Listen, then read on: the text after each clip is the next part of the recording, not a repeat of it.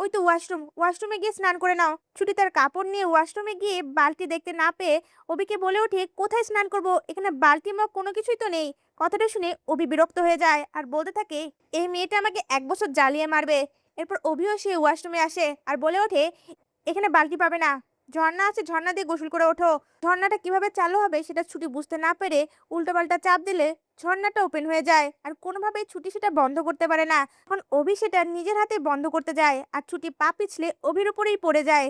দুজনে একসঙ্গে সেই ঝর্ণার নিচে ভিজতে থাকে আর একে অপরের দিকে অপলক দৃষ্টিতে তাকিয়ে থাকে। তা ভিউয়ার্স, ছুটি ও অভির দূরত্ব কাটিয়ে এভাবে কাছে আসাটা আপনাদের কেমন লাগছে? আপনাদের মূল্যবান মতামত আমাদের কমেন্টে জানান। ধন্যবাদ। দুর্ধর্ষ নতুন পর্ব। ছুটির পালক বাবা দেবদত্ত এবার দাশগুপ্ত বাড়িতে এসে বলে দেয়, ছুটি হচ্ছে আসল পরী। এই পর্বে দেখা যায় অভিমান্যু গুন্ডাদের হাত থেকে ছুটিকে বাঁচিয়ে হসপিটালে নিয়ে গেলে সেই হসপিটালে ছুটির কাছ থেকে অভিমান্যু তার পালক বাবা দেবদত্তের কথা জানতে পারে। আর সকল ঘটনা জানার পরে অভিমান্যু বলে ওঠে, আমি এই কেসটা লড়বো। অভিমন্যুর কথা শুনে ছুটি অনেক খুশি হয়ে যায়। এরপর দেখা যায় কোর্টের হিয়ারিং এর দিনে রোমা কাঞ্জিলার ও রুদ্র রয় কাঞ্জিলালের বিরুদ্ধে প্রমাণ জোগাড় করে কোর্টে পেশ করে। আর সেই প্রমাণের ভিত্তিতে ছুটির পালক বাবা দেবদত্ত রায়চৌধুরীর নির্দোষ প্রমাণিত হয়। এতে করে ছুটি খুশি হয়ে সঙ্গে সঙ্গে কোর্টের মধ্যেই অভিমন্যুকে জড়িয়ে ধরে বারবার ধন্যবাদ বলতে থাকে। তখন অভিমন্যুর মনে হতে লাগে তার পরী তাকে জড়িয়ে ধরেছে। অন্যদিকে দেখা যায় দেবদত্ত বাড়িতে নকল পরীর সঙ্গে অভিমন্যুর বিয়ের আয়োজন করা হয়েছে আর বারবার অভিমন্যুকে ফোন করা হয়, কিন্তু অভি কোনোভাবেই ফোনটা রিসিভ করে না। এদিকে ছুটি অনেক খুশি হয়ে তার বাবাকে আশ্রমে নিয়ে যায়। আর এদিকে অভিমন্যু বাড়ি ফিরে দেখতে পায় তার সঙ্গে পরীর বিয়ের আয়োজন করা হয়েছে।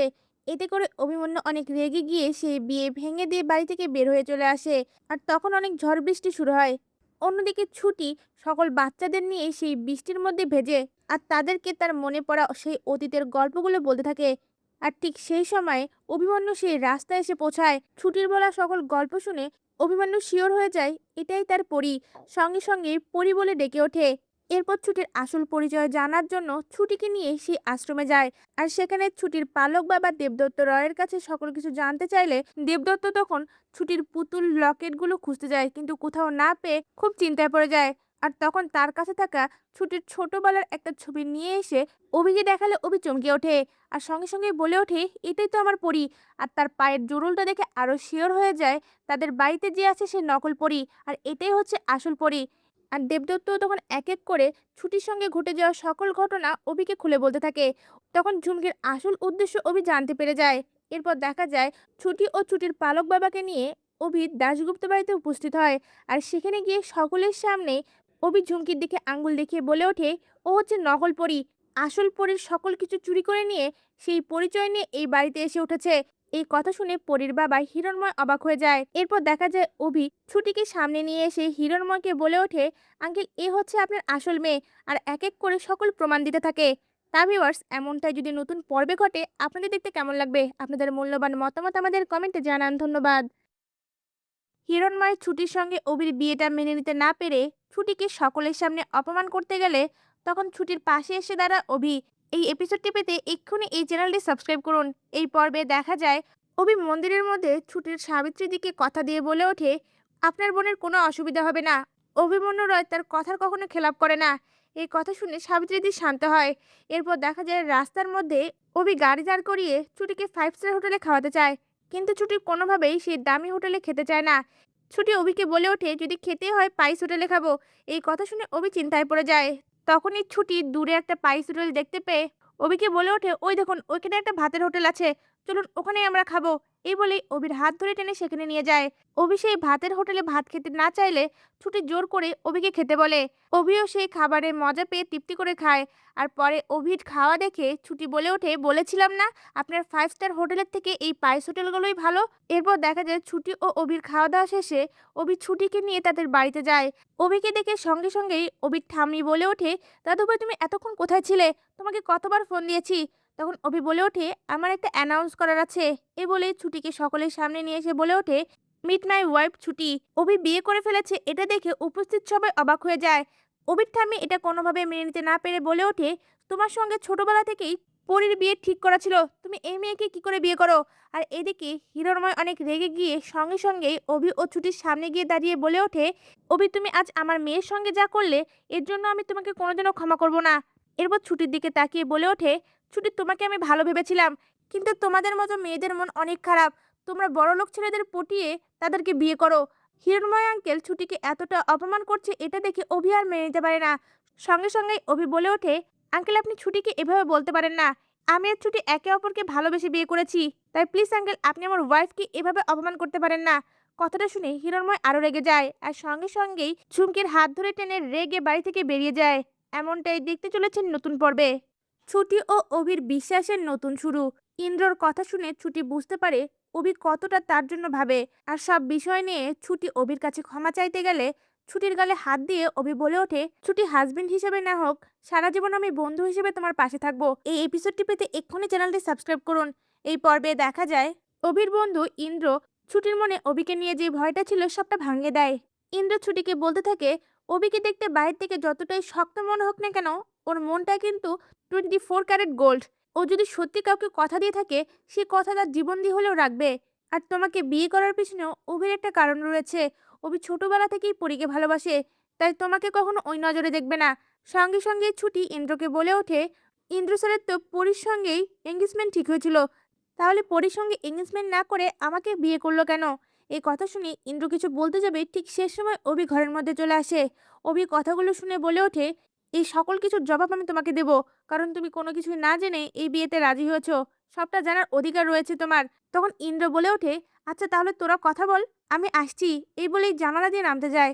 তখন অভি ইন্দ্রকে বলে ওঠে, তুই জানালা দিয়ে যাচ্ছিস কেন? দরজা দিয়ে যা। তখনই ইন্দ্র বলে ওঠে, হ্যাঁ আমি দরজা দিয়ে যাই আর ঠাম্মির মুখে মুখে পড়ি। এমনি ঠাম্মির কাছে আমি ভিলেন হয়ে গেছি। ঠাম্মি ভাবছে আমি তোদের জোর করে বিয়েটা দিয়েছি। আমি কোনোভাবেই ঠাম্মির মুখে মুখে পড়তে পারবো না, তার থেকে এই জানালা দিয়ে যাওয়া অনেক ভালো। এই বলেই জানালা দিয়ে নেমে যায়। এটা দেখে অভি ও ছুটি দুজনেই হাসতে থাকে। এরপর দেখা যায় ছুটি অভিকে বলে ওঠে, আপনি আমার কেসটা লড়বেন তো উকিল স্যার? আমি কিন্তু আপনার কাছে এই একটা ভরসা নিয়ে এসেছি, আমার আর অন্য কোনো জায়গা নেই। তখন অভি বলে ওঠে, ছুটি তুমি কোনো চিন্তা করো না। আর তাকে আশ্বস্ত করে বলে ওঠে, আমি যখন কথা দিয়েছি সেই কথার খেলাপ কখনো হবে না। আর তাছাড়া তোমার বাবা যদি নিরপরাধ হয় সেটা আমি প্রমাণ যেভাবেই হোক করব। কথাটা শুনে ছুটি অনেক খুশি হয়ে যায়। এরপর দেখা যায় ছুটির গালে অভি হাত দিয়ে বলে ওঠে, একটা সম্পর্কের বড় অস্ত্র হচ্ছে বিশ্বাস। আমরা না হলে হাজব্যান্ড ওয়াইফ হিসেবে না হোক, বন্ধু হিসেবে একে অপরের প্রতি বিশ্বাস রাখবো। আর সারা জীবন হাজব্যান্ড হিসেবে না হোক, বন্ধু হিসেবে আমি তোমার সবসময় পাশে থাকবো। এই কথা শুনে ছুটি অনেক খুশি হয়ে যায় আর সকল কিছুর জন্য অভির কাছে ক্ষমা চায়। তা ভিউয়ার্স, অভি ও ছুটি যদি আস্তে আস্তে একে অপরকে ভালোবেসে ফেলে আপনাদের দেখতে কেমন লাগবে? আপনাদের মূল্যবান মতামত আমাদের কমেন্টে জানান। ধন্যবাদ। ছুটি হচ্ছে আসল পরী এটা জানতে পেরে অভি ছুটিকে স্ত্রীর মর্যাদা দিয়ে তাকে আপন করে নেয়। এই ফুল এপিসোডটি পেতে আমাদের চ্যানেলটি এক্ষুনি সাবস্ক্রাইব করুন। এই পর্বে দেখা যায় অভি ফুলসজ্জার ঘরে ছুটিকে বলে ওঠে, আজ আমি আপনাকে কিছু কথা জানাতে চাই। আমি ছোটবেলা থেকেই পরীকেই ভালোবাসি আর পরীকেই আমি বিয়ে করতে চেয়েছিলাম। আর আপনাকে বিয়ে করার পেছনে মূল উদ্দেশ্য আসল পরীকে খুঁজে বের করা। কথাগুলো শুনে ছুটি অবাক হয়ে যায় আর সঙ্গে সঙ্গে প্রশ্ন করে বলে ওঠে, কেন? ঝুমকি না আপনাদের পরী? অভিও সঙ্গে সঙ্গে রেগে বলে ওঠে, না ও আমার পরী নয়। সে যদি আসল পরী হতো আমি ঠিক তাকে চিনতে পারতাম। এই কথা বলে অভি কান্নায় ভেঙে পড়ে। ছুটির সঙ্গে সঙ্গে অভির পাশে এসে বলে ওঠে, অভি স্যার আসল পরীকে খুঁজতে আমি আপনাকে সাহায্য করব। কথাটা শুনে অভি বলে ওঠে, কেন? তুমি না বলেছো বিয়ের পর থেকে তোমার রাস্তা আলাদা আমার রাস্তা আলাদা? আমাকে কোনো কিছুতেই তোমাকে হেল্প করতে হবে না, আমি আমার পরীকে নিজে খুঁজে বের করব। এই বলে রেগে রুম থেকে বেরিয়ে যায়। ছুটি তখন মনে মনে বলতে থাকে, যেভাবেই হোক আমি স্যারের পরীক্ষা স্যারের কাছে ফিরিয়ে দেব। আর এর জন্য আমাকে ঝুঁকির উপর নজর রাখতে হবে, তাহলে আমি সত্যিটা জানতে পারবো আসল পরীকে। এই কথাগুলো ভেবে তাকিয়ে থাকে। অন্যদিকে ঝুমকি ছুটি আর অভির বিয়েটা কোনোভাবে মেনে নিতে পারে না আর রেগে রুমের মধ্যে সকল কিছু ভাঙচুর করে বলতে থাকে, এই বিয়েটা আমি মানি না। আমি যেভাবেই হোক ছুটিকে এতটা সুখ পেতে দেব না। আর রেগে এক দৃষ্টিতে তাকিয়ে বলতে থাকে, ছুটি তোর পরিচয় আমি কেড়েছি, এখন আমি তোর কাছ থেকে তোর অভিকেও কেড়ে নেব। পরদিন সকালে দেখা যায় অভি ও ছুটি মিলে থানায় যায়। সেখানে ছুটির বাবা দেবদত্তের সঙ্গে অভি কথা বলতে থাকে। আর সেই কথার মাঝে অভির ফোনে ফোন এলে অভি ফোনটা বের করে রিসিভ করতে যাবে, তখনই তার প্রোফাইলে ছুটির ছোটবেলার ছবি দেখে বলে ওঠে, উকিল স্যার আপনার ফোনে ছুটির ছোটবেলার ছবি এলো কি করে? কথাটা শুনে অভিও অবাক হয়ে যায়। এরপর দেখা যায় অভি এক এক করে ছুটির বিষয়ে প্রশ্ন করলে দেবদত্ত তখন প্রথম থেকে শুরু করে সবটাই খুলে বলতে থাকে। কথাগুলো শুনে অভির মনে হতে লাগে এই ছুটি হচ্ছে তার আসল পরী। আর এটা প্রমাণ করার জন্য ছুটিকে নিয়ে হসপিটালে যায় অভি। তা ভিউয়ার্স, আপনারা তো এমনটাই চান যাতে অভির ছুটির পরিচয়টা জানতে পেরে ছুটিকে আপন করে নেয়। আপনাদের মূল্যবান মতামত আমাদের কমেন্টে জানান। ধন্যবাদ। প্রতিজ্ঞা ধারাবাহিকের নতুন এপিসোডটি পেতে এক্ষুনি আমাদের